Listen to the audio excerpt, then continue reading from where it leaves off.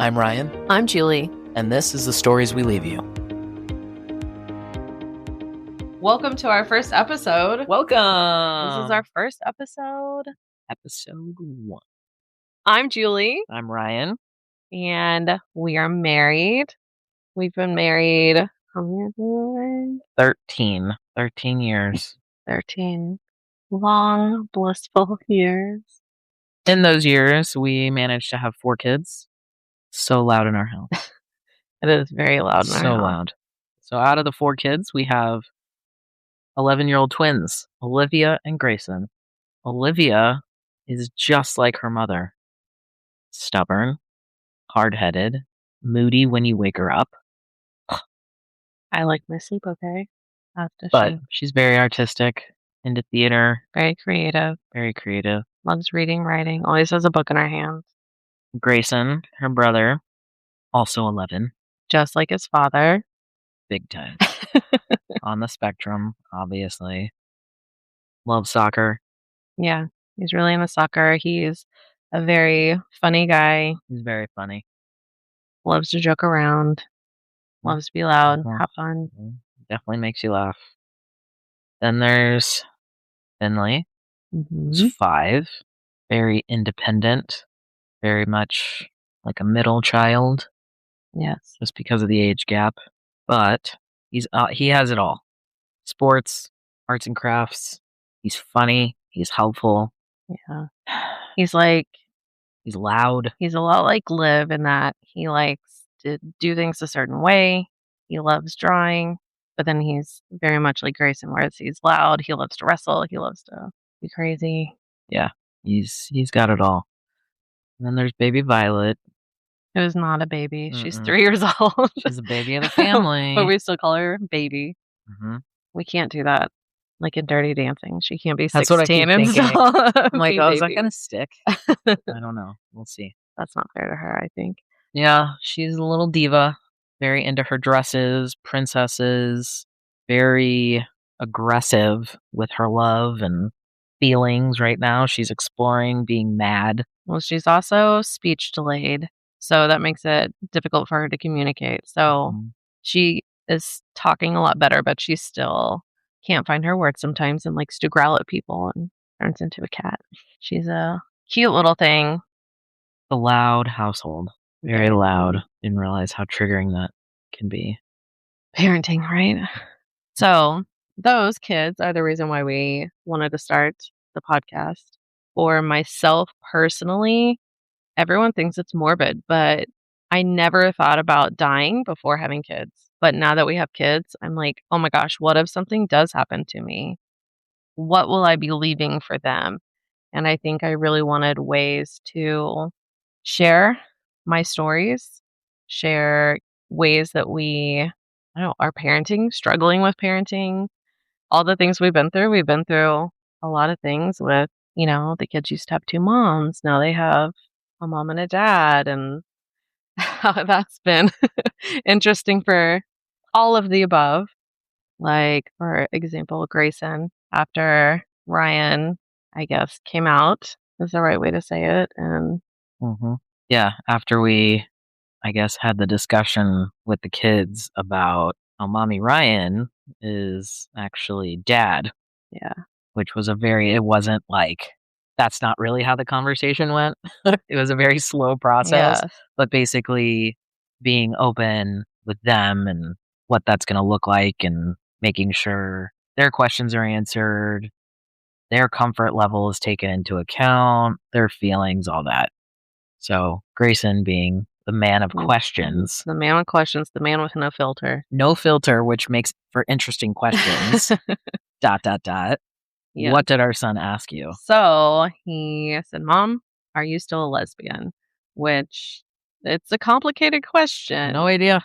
Yeah, like, first of all, I'm not the kind of person who likes to be put into a box anyway. I don't know if I've ever considered myself like a true lesbian. I would say I'm probably, if someone had to put me in a box, I would say I'm bi. But then people get weird and icky about that. Like, oh my gosh, if you're bi, it's like they don't think bi people can commit to one person. But that's obviously not true. So I've always said, like, I'm fluid. I love who I love, and that is what it is. So for Grayson, it was a big deal. Like, oh, I have a mom and a dad now. Well, in their brains, like, this is where kids are simple. Like, they handle things way easier, I think, than adults do because they don't internalize. They're just like, call it what it is, but they're so limited on their terminology. Yeah. So they know mommies and mommies, daddies and daddies, but like, the exposure to trans people, especially in your own family, like, I have a hard time with it even. So, like, I can't expect them not to. What do you mean? You have a hard time with it? Like, just trying not to put myself in a box and being okay Mhm. with that. Yeah. Like, okay, yeah, I classify myself as, a trans man, but when it comes to, like, sexuality and things like that, like, I prefer not to answer. Like, I wouldn't say I can't say that I'm a lesbian because I'm not Yeah. anymore, Yeah. and I don't wanna say that I'm straight because Right. it's that's something that's doesn't need to have a label on it. And then I feel like people would say, "Well, you're queer." That's what I label myself as, like, on job applications and stuff Yeah. or surveys, like, around that issue. It's like, "Okay, how do you identify your gender?" Okay, well, Yeah. I wouldn't just say cis man or just man, I'd say trans man Mhm. because there's a Yeah. level of being proud that, I'm not fitting into just black and white categories. But then when it comes down to, like, sexuality or sexual preference, it's like, "Oh, I don't know. I'm married in a committed relationship I don't like anyone but my to spouse. to a woman." Like, what would I go hunting down for if you weren't around? I have no idea. Like, I Hunting down. yeah, like, I don't know how the rest of the world would see that, and I think Would you that's go for a okay. man ever? I don't think so. I feel like this conversation just took an interesting turn. No, I don't. No, I like women Okay. much. Okay. Yeah, I haven't really even, like, thought about it. I would be surprised I would too. if you ended up with a man. I don't think my feelings have changed. Like they say, we're getting way off topic, We but are. like That's how okay. how trans people, like, when they finally identify their true gender or how they feel, like, their sexuality can flip. Yeah. I don't I don't yeah, I don't my feelings still are the Do you same. wanna try it out once and No, let me know how it goes? no, Okay. no. Again, like, my thoughts around it haven't changed, like, "Oh, that guy has an amazing body, I want mine to look like Mm. that." Yeah. Like, those thoughts still have not changed. Yeah. Not like, "Ooh, can I touch your penis?" No. In all fairness, like, I'm still cool with dudes, and I don't think I've ever been like, "Hey, can I touch your penis?" It's not really the Mm, first thing that pops in my head. no. Anyways, so you're not a lesbian, That definitely and went places, okay. mhm, mhm. Yeah, so, obviously, just from this conversation, it's complicated, we don't even know. Super We don't have the complicated. answers for ourselves even, we're just living our lives, why do we always have to have answers? So, Yeah. or I mean, we try and have answers for the kids, but yeah, we I try to don't explain the best that we can. We try to be open, we try to be honest. We don't want to lie to them, we don't want to, you know, tell them things that are not accurate or not correct. We want them to have open thinking as well and be able to accept that the people they meet in their lives are not always gonna fit in the box either, mhm, and that's hard for them. Sometimes I think just trying to accept that because I think it's natural for everyone to be like, "Well, I'm trying to understand, so I'm trying to put it in a category or in a box." But they're doing well with it. I think they've all accepted I it. mean, I hope they don't have future therapy bills because of it, but, Uh, I mean, I I hope. that's one thing in parenting I've had to come to accept is that we can only do our best. No matter what, there's gonna be something that we do that essentially fucks them up somehow, and they Mhm. will be in therapy at some point, and they will talk about us. I mean, let's change the rhetoric. They should be in therapy. Yeah. Everybody should be in therapy, but I don't wanna be the root cause of why they're in therapy. But, you do your best, I guess, but for another episode. Yes, for sure. Parenting 101, all the things you think and don't say out loud.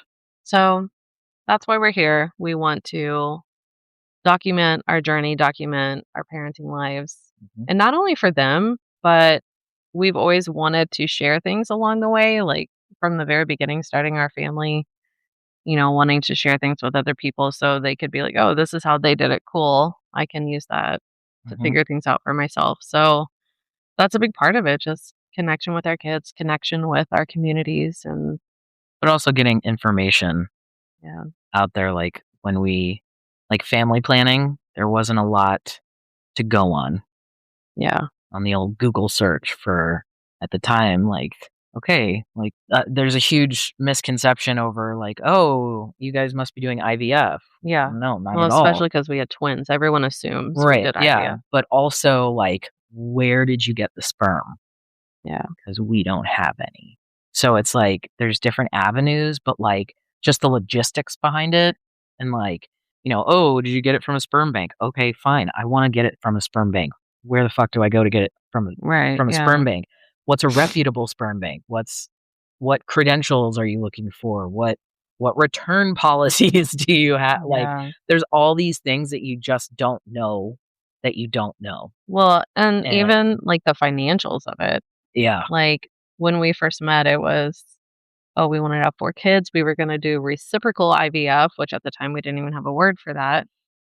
But along the way, we realized how expensive IVF is, let alone reciprocal IVF, because you're dealing with 2 people. And we quickly realized that was not an avenue we wanted to journey down. Which, just asterisk side note, reciprocal IVF, my eggs would be taken and put into Julie's Yes. body. Yeah. So it's like they'd harvest mine because I wouldn't want to carry. Yeah. But we have had friends do that, and it is a lot. Just think Money. 2 people on hormones at the same time, not a lot of fun. I believe they almost jokingly got divorced during this whole process because the hormones are outrageous. Yeah. And obviously it's stressful because it's the financial aspect. You don't know if it's going to work and how many times it's going to take. So there's a lot of that. So we're here sharing the information. You want to hear our stories around? Like and subscribe. Oh my gosh. Yeah, stick around. Gonna get interesting. Unfiltered, honest.